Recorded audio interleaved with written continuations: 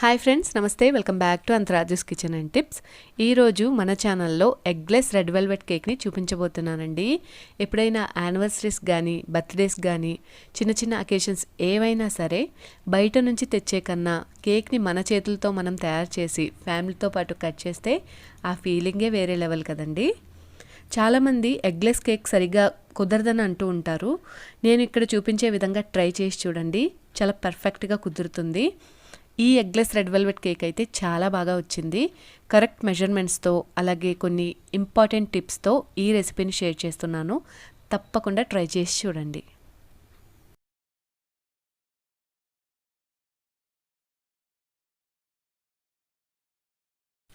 ఒకే రెసిపీని చూద్దామండి. ముందుగా ఇక్కడ నేను ఒక అరకప్పు వరకు గోరువెచ్చటి పాలను తీసుకుని అందులోకి 1 టీ స్పూన్ వరకు నిమ్మరసాన్ని వేసి మిక్స్ చేసుకుని పక్కన పెట్టి ఉంచుతున్నానండి.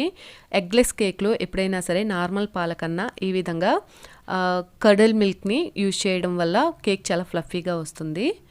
ఓకే, నెక్స్ట్ వచ్చేసి డ్రై ఇంగ్రీడియంట్స్ అన్నింటినీ జల్లించుకోవాలండి. అందుకే 1 కప్పు మైదాని తీసుకుంటున్నాను. అలాగే 1 టేబుల్ స్పూన్ కోకో పౌడర్ని తీసుకున్నానండి. అలాగే 1 టీ స్పూన్ వరకు బేకింగ్ పౌడర్ని వేస్తున్నాను. 1/4 టీ స్పూన్ వరకు బేకింగ్ సోడాని వేస్తున్నానండి. అలాగే 1 చిటికెడు సాల్ట్.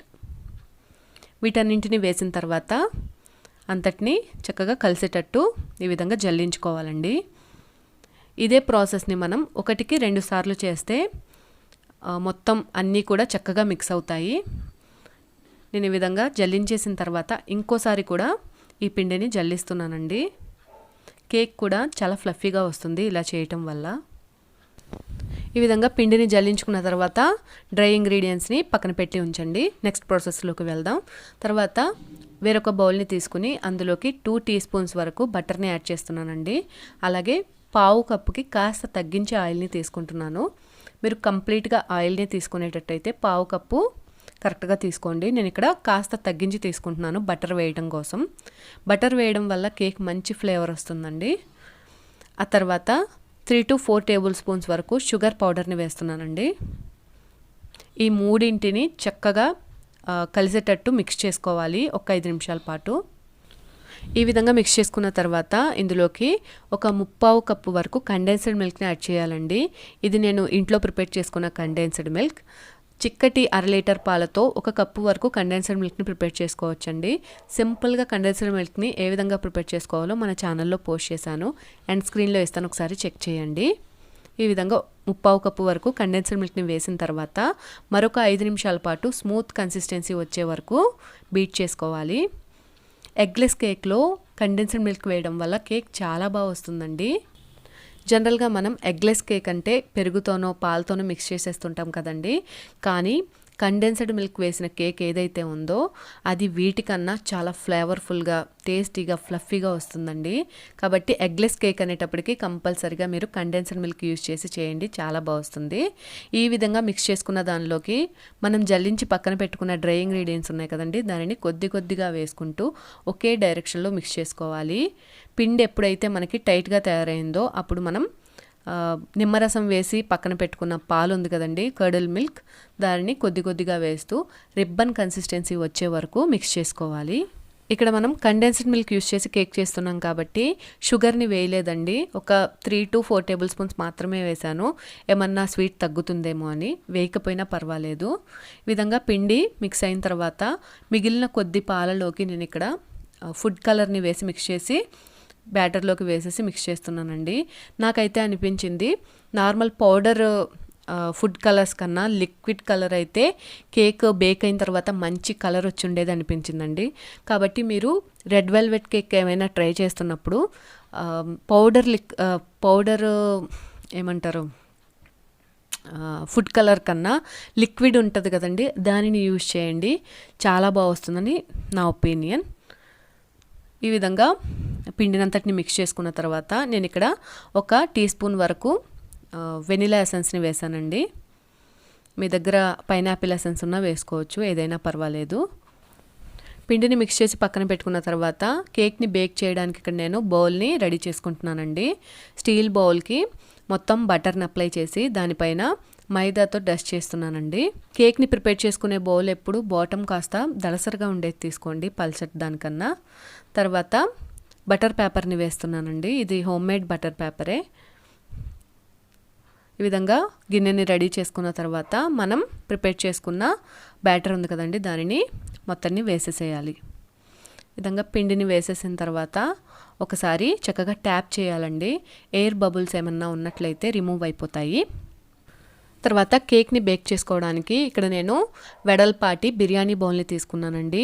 అందులోకి 1 కప్పు వరకు సాల్ట్ని వేసి అడుగంతా చక్కగా పట్టేటట్టు స్ప్రెడ్ చేస్తున్నాను. ఈ విధంగా సాల్ట్ని స్ప్రెడ్ చేసిన తర్వాత పైన ఒక స్టాండ్ని వేసి మూతను ఉంచి ఒక 10 నిమిషాల పాటు ప్రీహీట్ అవనిచ్చాను. 10 నిమిషాల తర్వాత మూతను తీసి కేక్ బ్యాటర్ ఉన్న గిన్నెని అంచులకి తగలకుండా మధ్యకి వచ్చేటట్టు అరేంజ్ చేసుకుని ఉంచండి. ఈ విధంగా కేక్ గిన్నెని పెట్టిన తర్వాత మూతను ఉంచి ఒక 40 to 50 మినిట్స్ వరకు మీడియం ఫ్లేమ్లో పెట్టి కేక్ని బేక్ చేసుకోండి. కరెక్ట్గా చెప్పాలంటే కేక్ కుక్ అవ్వడానికి పట్టే టైం వచ్చేసి మనం కేక్ని ఎంత మందంలో వేస్తున్నామో అలాగే ఏ ఫ్లేమ్లో పెట్టి కుక్ చేస్తున్నాం అన్న దానిపైన డిపెండ్ అయి ఉంటుందండి. కాస్త ఎక్కువ మందంలో వేసామంటే ఇంకాస్త ఎక్కువ టైం పడుతుంది. అలాగే లో ఫ్లేమ్లో పెట్టి చేసినా ఇంకాస్త ఎక్కువ టైం పడుతుంది. కాబట్టి మనం కుక్ చేసుకుంటూ చెక్ చేసుకోవాలండి. మనకి ఒక 40 మినిట్స్ తర్వాత ఒకసారి చెక్ చేసుకున్నట్లయితే టూత్ పిక్కి ఏమైనా అంటుకున్నట్లయితే ఇంకొక 10 నిమిషాల పాటు ఎక్స్ట్రా కుక్ చేసుకుంటే సరిపోతుంది. ఆ విధంగా నేను ఇక్కడ చెక్ చేస్తున్నానండి. టూత్ పిక్ చాలా క్లీన్గా వచ్చింది కాబట్టి కేక్ బేక్ అయిపోయినట్లే. ఇప్పుడు స్టవ్ను ఆఫ్ చేసేసుకుని కేక్ గిన్నెని బయటికి తీసేసేయాలండి. ఈ విధంగా కేక్ని బయటికి తీసిన తర్వాత కంప్లీట్గా చల్లారే వరకు డీమోల్డ్ చేయకూడదండి, అలాగే వదిలేసేయాలి. ఈ విధంగా మనం కాస్త వేడిగా ఉన్నప్పుడు తీసేసామంటే కేక్ మొత్తం విరిగిపోతుంది. కాబట్టి కంప్లీట్గా చల్లారే వరకు వెయిట్ చేయాలి. ఈలోపు ఇక్కడ నేను కేక్కి కావాల్సిన క్రీమ్ని విప్ చేసుకుంటున్నానండి. ఇంతకు ముందు వీడియోలో ఎటువంటి ఎలక్ట్రిక్ బ్లెండర్ లేకుండా చేతులతోనే మనం విప్పింగ్ క్రీమ్ని సింపుల్గా అలాగే ఈజీగా ఏ విధంగా విప్ చేసుకోవచ్చో చూపించానండి. ఆ వీడియోని కూడా డిస్క్రిప్షన్లో ఇస్తాను, ఒకసారి చెక్ చేయండి. ఈ విధంగా విప్పింగ్ క్రీమ్ని కూడా రెడీ చేసుకుని పక్కన పెట్టి ఉంచండి. సో నెక్స్ట్ వచ్చేసి షుగర్ సిరప్ని రెడీ చేసుకుందామండి. అందుకు గాను స్టవ్ మీద ఒక బౌల్ నుంచి అందులోకి 2 to 3 టేబుల్ స్పూన్స్ వరకు షుగర్ని యాడ్ చేసుకుని ఆ తర్వాత అందులోకి 1 కప్పు వరకు వాటర్ని వేసి ఒక్క బాయిల్ వచ్చే వరకు మరిగించండి. అంతే, షుగర్ సిరప్ రెడీ అయిపోతుందండి సింపుల్గా. ఈలోపు కేక్ కూడా కంప్లీట్గా చల్లారిపోయిందండి. ఇప్పుడు కేక్ అంచుల్ని కాస్త స్క్రాచ్ చేసి పైన ప్లేట్ని పెట్టి తిరగవేశారంటే కేక్ ఈజీగా ఊడొచ్చేస్తుంది. చూస్తున్నారు కదండి, ఎగ్స్ వేయకపోయినా కేక్ ఎంత ఫ్లఫీగా వచ్చిందో. ఇంతకుముందు చెప్పాను కదండి, పౌడర్ ఫుడ్ కలర్ని యూజ్ చేయడం కన్నా లిక్విడ్ ఫుడ్ కలర్ని యూజ్ చేసినట్లయితే కలర్ దీనికన్నా ఇంకా బాగా వస్తుంది. ఇప్పుడు పైన కాస్త ఉబ్బి ఉన్న పార్ట్ని తీసేస్తున్నానండి నేను. సో ఇలా కేక్ పైన పార్ట్ని తీసేసిన తర్వాత దారంతో కేక్ని లేయర్స్లా కట్ చేసుకుంటున్నానండి. ముందు కాస్త చాక్తో ఘాటు పెట్టుకొని దాని మీద నుంచి ఈ విధంగా దారంతో కట్ చేసామంటే లేయర్ పర్ఫెక్ట్గా కట్ అవుతుంది. సో ఇలా కేక్ మొత్తాన్ని కూడా 3 లేయర్స్ వచ్చేలాగా దారంతో కట్ చేసుకున్నానండి. చాకుతో కన్నా దారంతో కట్ చేసినట్లయితే పర్ఫెక్ట్గా కట్ అవుతుంది. పైన తీసేసిన లేయర్ని ఈ విధంగా మిక్సీలో వేసుకొని కాస్త పౌడర్ లాగా బ్లెండ్ చేసుకున్నానండి. 1 సెకండ్ పాటు బ్లెండ్ చేస్తే ఈ విధంగా రెడీ అయిపోతాయి. ఇప్పుడు మనం కేక్ని డెకరేట్ చేసుకుందాం. ఇప్పుడు ఒక ప్లేట్ని తీసుకొని దానిపైన కాస్త క్రీమ్ ఉంచి క్రీమ్ పైన కేక్ ఫస్ట్ లేయర్ ఉంచుతున్నానండి. ఇప్పుడు ఈ లేయర్ పైన షుగర్ సిరప్ని స్ప్రింకిల్ చేస్తున్నాను. ఈ షుగర్ సిరప్ అంతా ఈ లేయర్కి పట్టేటట్లు చల్లుకోవాలి. ఆ తర్వాత దానిపైన విప్పింగ్ క్రీమ్ని అప్లై చేస్తున్నానండి. ఈ విధంగా ఈ లేయర్ అంతటికి క్రీమ్ అప్లై చేసిన తర్వాత దానిపైన సెకండ్ లేయర్ ఉంచాలి. ఇప్పుడు దీనిపైన కూడా సేమ్ అదే ప్రాసెస్ని రిపీట్ చేయాలండి. ఈ లేయర్ అంతటికి పట్టేటట్టు షుగర్ సిరప్ని స్ప్రింకిల్ చేసి దానిపైన విప్పింగ్ క్రీమ్ని అప్లై చేయాలి. ఇప్పుడు దీనిపైన థర్డ్ లేయర్ని ఉంచాలి. దీనిపైన కూడా సేమ్ అదే ప్రాసెస్ని రిపీట్ చేసుకోవాలి. షుగర్ సిరప్ని వేసి క్రీమ్ని అప్లై చేసేయాలి. ఈ విధంగా కేక్ అంతటికి క్రీమ్ని అప్లై చేసేసిన తర్వాత బ్రూ ప్యాకెట్తో పైన క్రీమ్ని అంతటిని సర్వ్ చేసినట్లయితే మంచి డిజైన్లా వస్తుందండి.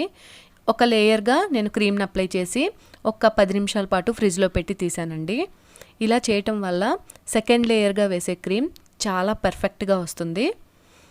అందుకని ఫ్రిడ్జ్లో పెట్టి తీసి సెకండ్ లేయర్గా మళ్ళీ క్రీమ్ని అప్లై చేస్తున్నాను. ఈ విధంగా అప్లై చేసిన తర్వాత మరలా బ్రూ ప్యాకెట్తో పైన డిజైన్ వచ్చేలాగా నేను కాస్త క్రీమ్ని అంతటిని డెకరేట్ చేశానండి. ఈ విధంగా క్రీమ్ పైన బ్రూ ప్యాకెట్తో ఇలా చేయటం వల్ల దాని కింద జిగ్జాగ్ లాగా కొంచెం డిజైన్ ఉంటుంది కదండి, దానివల్ల పైన క్రీమ్ కూడా పర్ఫెక్ట్గా మనకి మంచి షేప్లో వస్తుంది. ఈ విధంగా కేక్ని రెడీ చేసుకున్న తర్వాత మనం ఇందాక మిక్సీలో వేసుకొని పొడి చేసుకున్నాం కదండి బ్రెడ్ని, దాని అంతటిని చుట్టూరా ఈ విధంగా డెకరేట్ చేస్తున్నాను. కేక్ని డెకరేట్ చేయడం మన ఇష్టం అండి, ఎవరికి నచ్చినట్లు వాళ్ళు డెకరేట్ చేసుకోవచ్చు. ఇక్కడ నేను ఈ పొడిని చుట్టూరా పట్టేటట్టు కేక్కి అప్లై చేస్తున్నాను. ఫైనల్గా కేక్ ఇలా రెడీ అయిందండి. ఇప్పుడు పైన కాస్త డిజైన్ని వేయడం కోసం హోమ్మేడ్ నాజిల్స్ని అలాగే పైపింగ్ బ్యాగ్స్ని తయారు చేశానండి.